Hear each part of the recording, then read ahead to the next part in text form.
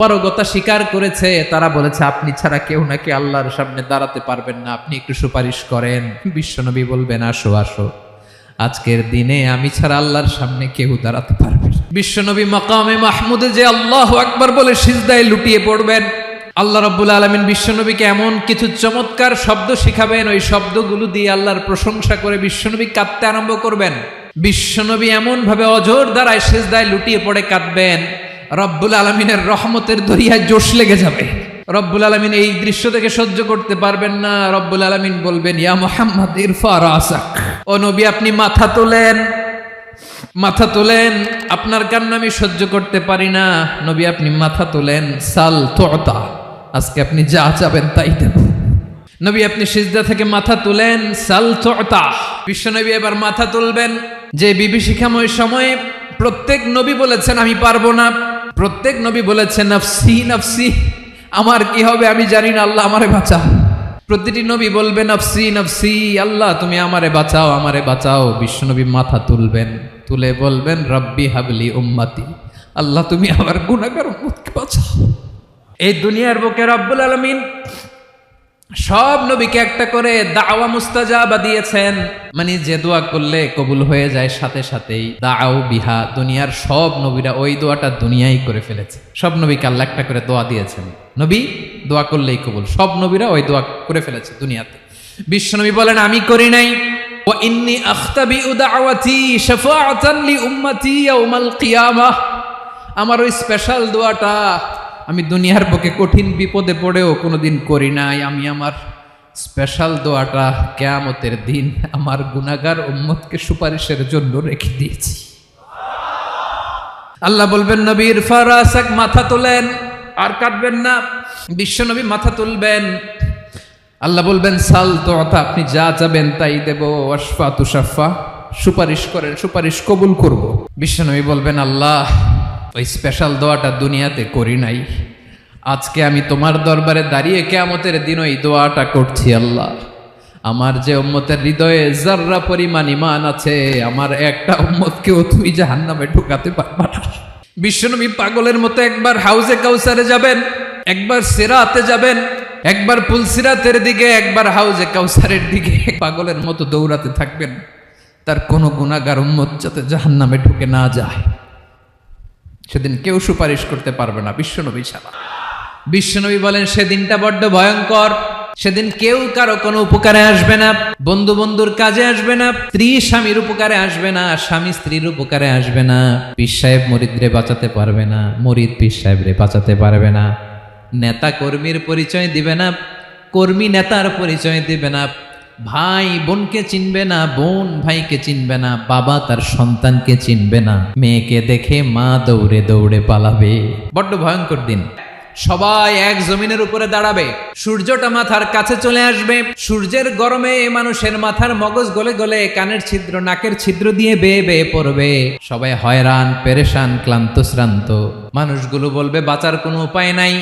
50,000 বছর মানুষ এরকম দৌড়াবে, চিৎকার করবে, কাঁদবে, বাঁচার কোনো উপায় নাই। সবাই বলবে আল্লাহ যদি বিচারটা শুরু করতো, যা হবার হবে, আগে বিচার শুরু করুক। বিচারই শুরু হয় না, বিচার শুরু হইতেই 50,000 বছর। আল্লাহ কোন নবী? লোকেরা এবার পাগলের মতো দৌড়াতে দৌড়াতে আল্লাহর নবী নূহ আলাইহিস সালামের কাছে যেয়ে বলবে ইয়া নবী আল্লাহ নূহ আনতা আউয়ালুর রাসূলি ফিল আরদ, আপনি জমিনে প্রথম রাসূল।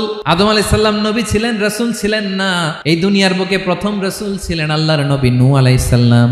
সবাই বলবে ও নবী আল্লাহ নূহ, রাসূল আল্লাহ নূহ, আল্লাহ আপনাকে আবদান শাকুরা, শুকরগুজার বান্দা বলে কোরআনে বলেছে। কোরআনে নূহ আলাইহিস সালামের নামেও সূরা আছে না নাই? আপনি আল্লাহর প্রিয় বান্দা, প্রিয় রাসূল।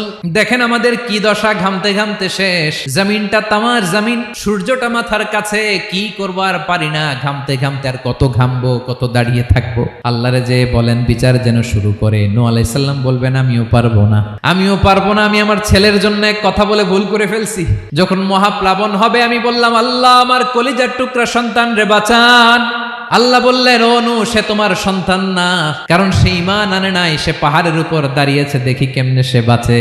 ওই যে আমি একটা না বুঝে আবদার করেছি, আল্লাহ আমার উপর রেগে গিয়েছিলেন। আজকে আল্লাহ ওই ব্যাপারে যদি আমারে প্রশ্ন করে আমার কোনো জবাব নাই, আমি পারবো না, মাফ করো। তোমরা সবাই মিলে আল্লাহর খালিল ইব্রাহিম আলাইহিস সালামের কাছে যাও। লোকগুলো পাগলের মতো খুঁজতে আরম্ভ করবে, অযুত লক্ষ নিযুত কোটি মানুষের ভিড়ে আল্লাহর খালিল ইব্রাহিমকে যেয়ে বলবে, ইয়া খালিলুল্লাহ, ও আল্লাহর খালিল, আল্লাহ আপনাকে বড্ড ভালোবেসেছেন, আপনি কাবা বানিয়েছেন, আল্লাহ আপনাকে বড্ড পছন্দ করেন। দেখেন আমাদের কি অবস্থা, আপনি যে আল্লাহর কাছে সুপারিশ করেন যেন আল্লাহ আজকে বিচার শুরু করে। আল্লাহর নবী ইব্রাহিম বলবেন, আমিও পারবো না, আমি আমার জীবদ্দশায় 3টা মিথ্যা বলেছি। কয়টা? আসলে মিথ্যা না, একটু টুইস্ট করে কৌশল করে কথা বলেছিলেন, ওইটাকে হাদিসে মিথ্যা বলা হয়েছে। আমি জীবনে 3টা মিথ্যা বলেছি, জীবন বাঁচানোর তাগিদে কৌশল করে 3টা কথা বলেছি। আজকের এই কঠিন ময়দানে আল্লাহ যদি ওই 3টা কথার ব্যাপারে জিজ্ঞেস করে, লজ্জায় আমি মাথা দেখাতে পারবো না, আমিও পারবো না। আজকে আল্লাহ এত রেগে আছে, আগে কখনো এত রাগে নাই, পরেও রাখবে না।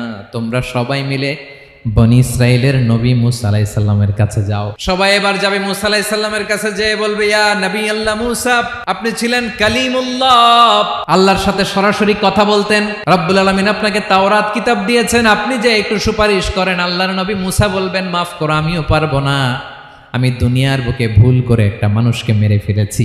আমি মারছিলাম আদব শিক্ষা দেওয়ার জন্য এক থাপ্পড়, এই থাপ্পড়ে যে ওই লোক মরেই যাবে আমি জানতাম না। আজকে আল্লাহ যদি জিজ্ঞেস করে কেন মারলা, জবাব আছে।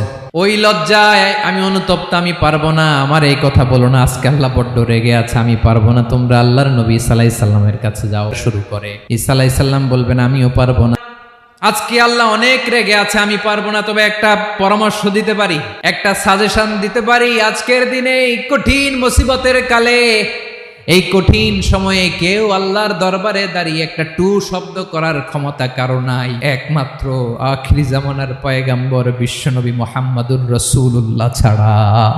মানুষগুলো এবার আগুনের মধ্যে পানি দিলে যেমনি আগুন নিভে যায়, দাউ দাউ করা হৃদয়ে জ্বলন্ত আগুন তাদের ঠান্ডা হবে। কিয়ামতের ময়দানে ওই বিভীষিকাময় সময়ে মুসিবতের কালে মানুষগুলো পাগল হয়ে বিশ্বনবীকে খুঁজতে আরম্ভ করবে।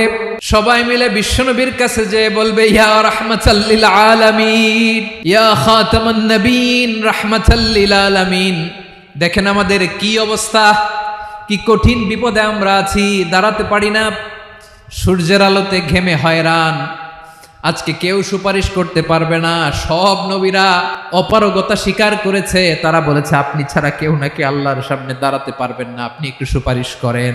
বিশ্বনবী বলবেন, আসো আসো, আজকের দিনে আমি ছাড়া আল্লাহর সামনে কেউ দাঁড়াতে পারবে না। বিশ্বনবী মাকামে মাহমুদে যে আল্লাহু আকবার বলে সিজদায় লুটিয়ে পড়বেন। আল্লাহ রাব্বুল আলামিন বিশ্বনবীকে এমন কিছু চমৎকার শব্দ শিখাবেন, ওই শব্দগুলো দিয়ে আল্লাহর প্রশংসা করে বিশ্বনবী কাঁদতে আরম্ভ করবেন। বিশ্বনবী এমন ভাবে অজর দ্বারায় সিজদায় লুটিয়ে পড়ে কাঁদবেন, রব্বুল আলামিনের রহমতের দরিয়ায় জোশ লেগে যাবে। রব্বুল আলামিন এই দৃশ্য থেকে সহ্য করতে পারবেন না। রব্বুল আলামিন বলবেন, ইয়া মুহাম্মদ ইরফা রাসাক, ও নবী আপনি মাথা তোলেন, মাথা তোলেন, আপনার কান্না আমি সহ্য করতে পারি না। নবী আপনি মাথা তোলেন, সাল তুতা, আজকে আপনি যা চাবেন তাই দেব। নবী আপনি সিজদা থেকে মাথা তুলেন, সাল তুতা। বিশ্বনবী এবার মাথা তুলবেন। যে বিভীষিকাময় সময়ে প্রত্যেক নবী বলেছেন আমি পারবো না, প্রত্যেক নবী বলেছেন নফসি নফসি, আমার কি হবে আমি জানি না, আল্লাহ আমারে বাঁচাও। প্রতিটি নবী বলবে নফসি নফসি, আল্লাহ তুমি আমারে বাঁচাও, আমারে বাঁচাও। বিশ্বনবী মাথা তুলবেন, তুলে বলবেন রব্বি হাবলি উম্মতি, আল্লাহ তুমি আমার গুনাহগার উম্মতকে বাঁচাও।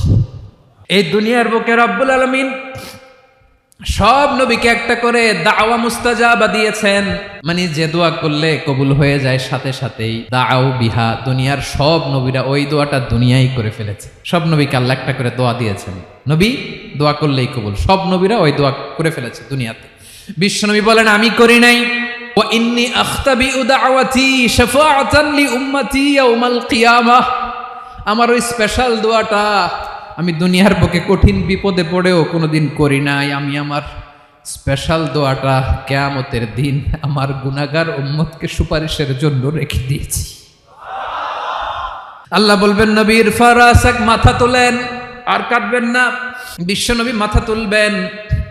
আল্লাহ বলবেন সাল তুতা, আপনি যা চাবেন তাই দেব। ওয়াশফা তুশাফা, সুপারিশ করেন, সুপারিশ কবুল করব। বিশ্বনবী বলবেন আল্লাহ ওই স্পেশাল দোয়াটা দুনিয়াতে করি নাই, আজকে আমি তোমার দরবারে দাঁড়িয়ে কিয়ামতের দিন ওই দোয়াটা করছি। আল্লাহ আমার যে উম্মতের হৃদয়ে যাররা পরিমাণ ঈমান আছে, আমার একটা উম্মতকেও তুই জাহান্নামে ঢুকাতে পারবা না। বিশ্বনবী পাগলের মতো একবার হাউজে কাউসারে যাবেন, একবার সিরাতে যাবেন, একবার পুলসিরাতের দিকে, একবার হাউজে কাউসারের দিকে পাগলের মতো দৌড়াতে থাকবেন।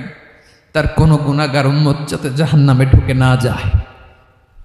সেদিন কেউ সুপারিশ করতে পারবে না বিশ্বনবী ছাড়া। আর সাহস আছে কার এত বড় বুকের পাটা, কিয়ামতের কঠিন দিন আল্লাহর সামনে দাঁড়িয়ে সুপারিশ করবে? কারো ক্ষমতা নাই, কারো ক্ষমতা নাই। বিশ্বনবী সেদিন সেজদায় পড়ে উম্মতের জন্য কাঁদবেন, সবাই কাঁদবে, নফসি নফসি, আল্লাহ আমারে বাঁচাও, আল্লাহ আমারে বাঁচাও। বিশ্বনবী বলবেন উম্মতি উম্মতি। বিশ্বনবী আমার জন্য কাঁদবেন, আপনার জন্য কাঁদবেন, আমাদের জন্য সেদিন কেঁদে কেঁদে জাহান্নামের দরজায় দাঁড়িয়ে আমাদেরকে টেনে টেনে জান্নাতে ঢুকাবেন। এজন্য এই বিশ্বনবীর ভালোবাসা যেন আমাদের হৃদয়ে ভরপুর থাকে। আমার ভাইয়েরা, প্রতি শুক্রবার বিশ্বনবীর উপরে বেশি বেশি যেন আমরা দুরূদ পড়ি। আমরা যখন বিশ্বনবীর সালাম দেই, দুরূদ পড়ি, একদল স্পেশাল ফেরেশতা আছে যারা বিশ্বনবীর দুরূদটা নিয়ে সরাসরি বিশ্বনবীর রওজায় যায়। যে